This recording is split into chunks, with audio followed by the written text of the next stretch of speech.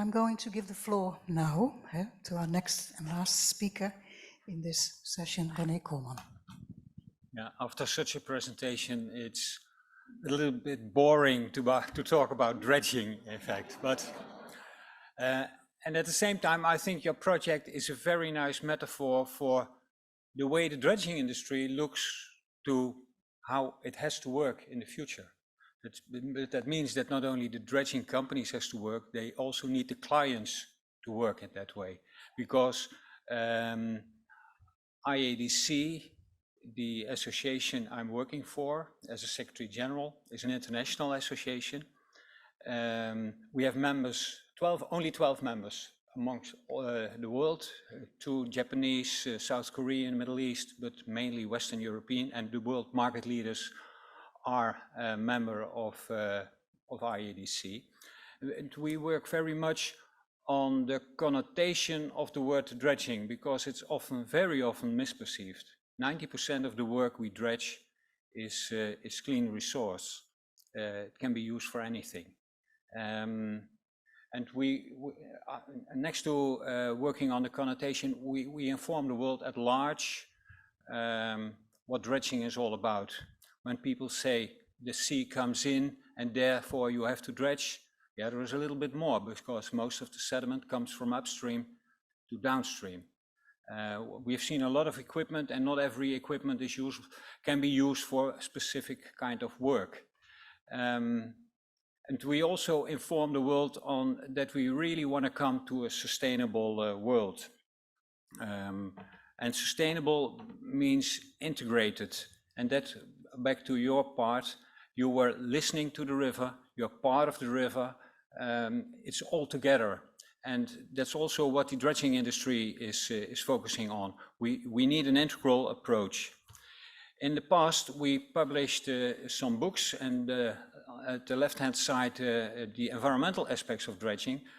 Very often in that time, 2008 published, projects were stopped or not even started due to environmental concerns.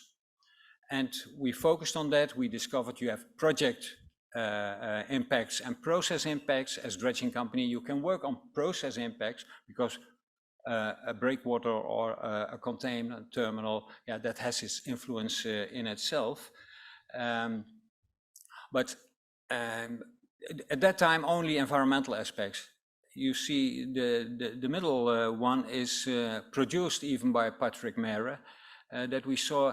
It's not only about the environmental aspects. You should have a broader view.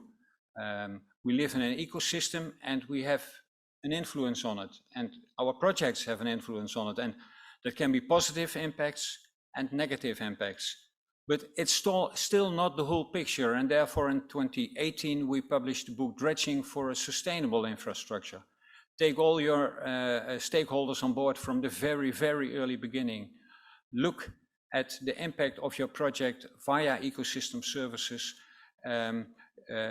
use adaptive management, and try to make use of your dredged material. I want to show you an example of the report of Patrick Mere that's related to a port. It's an extension of the Sydney port in 2011. They needed a new container terminal, an extra container terminal, 1.8 kilometer quay walls, and 63 hectares of for the container terminal available. And this is a very dummy-proof clicker, but it misses, because it's dummy-proof, it misses the pointer. So I do it this way. You see the green line, that's a foreshore replenishment. There should be done something, and you see maybe you can read it, Penryn Estuary. There's also a sensitive piece of the port, sensitive part of the port, and they really had to take care of that. And making such a container terminal has, of course, an influence then on the ecosystem. And over here you see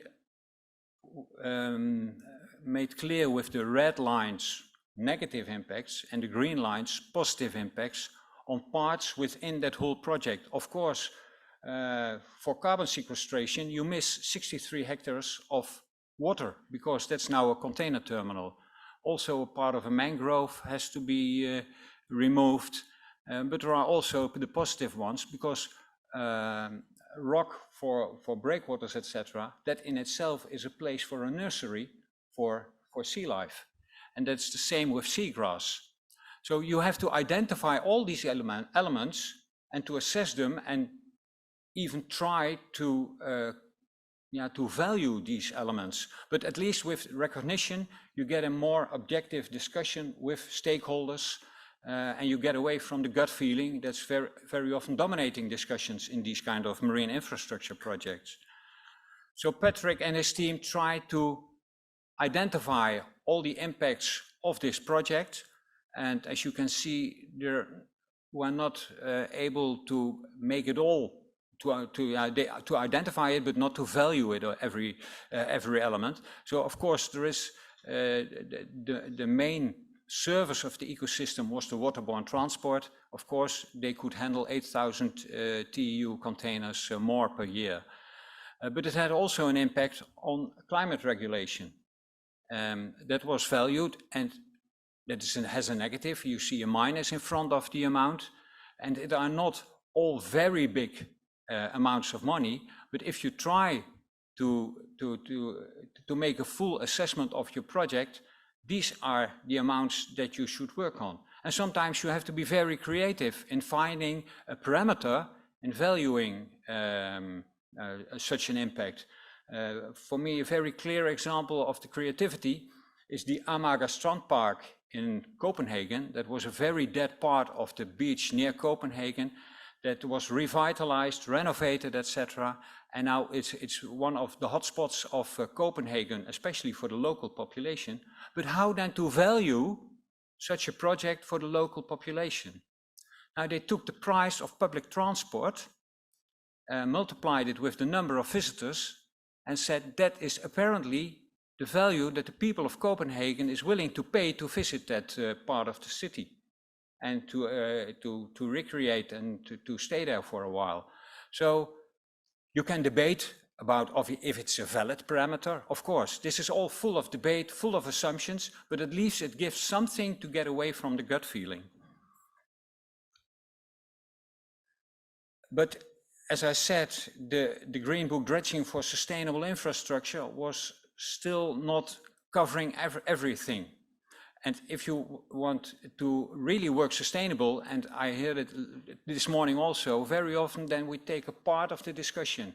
But sustainability covers all, covers the 3 pillars, and you have to take every element into account. And maybe this is not always possible, but at least you should try to do it in that way. And that's promoted, advocated by our association. And then you need examples, but there is no example. There is no marine infrastructure work that has been assessed in a sustainable asset valuation method, and that we could come up with an amount of money contributing to society. Therefore, we asked the International Association, not the International Institute for Sustainable Development, and that's a Canadian think tank with a branch office in Geneva, to do a so-called SAVI, Sustainable Asset Valuation Instrument Assessment. And for those who are not from the Netherlands, the Hondsbossen and Pettermer Sea Defense, the sea dunes, was a project with a lot of data available, because that's one of the conditions for making such an assessment. Collect a lot of data, and not only baseline data, but also the data afterwards, after it's implemented. But we asked them to do an assessment on the Hondsbossen and Pettermer sea dunes. It's a part of the sea defense that was that did not fulfill the new criteria for coastal protection. And it's a very, by the way, this report can be downloadable, and you see the web link here.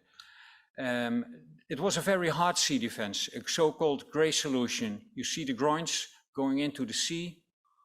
And fortunately, the waterboard, the Noord-Holland of Hollands Noorderkwartier, was very much willing from the initial stage already, it shouldn't be a hard solution, it should be a nature-based solution. And of course, not always nature-based solution is the optimal solution, but in this project, they definitely wanted the nature-based solution. And you can imagine when we talk about ports, nature-based solutions is very often more difficult to implement than in a coastal protection project. And what also is important is to see that this is all in Western Europe. When you're in other parts of the world, it's nice to talk about sustainability, but people are not that much, maybe they are aware, but they have other interests that are more paramount to deal with and are much more important. But this project was then assessed by the Institute for Sustainable Development, and I changed this image at the last stage because I saw, hey, there are a lot of scientists in this room, so I should, at least it should have something of a scientific appeal. But maybe it's not 100%, but it gives a clearer image. You see the different R's, R1, 2, 4, 5, 6, that are all reinforcing loops. And you see also that there is not only, for instance, at the bottom, dune construction, that's then environmental, but also job creation, that's partly economic. And you see just above the B1, recreation and tourism. So they assessed all elements based on information and discussion with the water board and also with representative. We have 12 members, but it's again Van Oort who was participating in this work. Yeah, yes, Mark, you can be proud on yourself. But this is the way that you can at least try to include all the elements and that you can try to value all these elements in your sustainability assessment. And then this is the final result. And it's really a hotspot for tourists. And you can imagine that the hard sea defense was not so much appealing for tourists. And the final conclusion of the assessment was that the nature-based solution was in cost nearly as expensive as the grey solution. But in the end, over a 50 years period, it delivered for 100 million euros more value to society than the grey solution. And of course, the revenues are not at the side of the water board who had to pay. And that's one of the challenges with these kind of approaches. The revenues were in tourism and in the hotel and catering industry. Because people wanted to go there. They wanted to visit and stay at that part of the beach. And therefore, the revenues were 100 million. In the Netherlands, it was not a problem that the water board paid for everything. But if you have such a project in an emerging country and you need private money, then the investor wants to make his return on investment. And then it's nice that there is 100 million value, but he doesn't cash. So that's one of the challenges we have to face and further develop this method and the implementation of this method, because there are wagon loads of sustainable labeled money available, and there are enough sustainable projects to be done in the near future, but it looks as all the lines go parallel and they never cross each other. And we really have to bring money and projects together to get a more sustainable world. This is the SAVI method. We did a valuation with a master's student. She did her thesis on it, where she looked for different methods used for a sustainable asset valuation. Van Oort has his true value method. They applied it on a container terminal in Costa Rica, I believe. The presentation is available afterwards, so you will have all the mail addresses and the web addresses. But the assessment of nearly 10 methods is in this article in Terra et Aqua. So I hope that I made clear that the dredging industry, often perceived as a party that is ruining environment, is very much involved and willing and advocating that we should really do it in a more sustainable way. And then I hope for the lunch.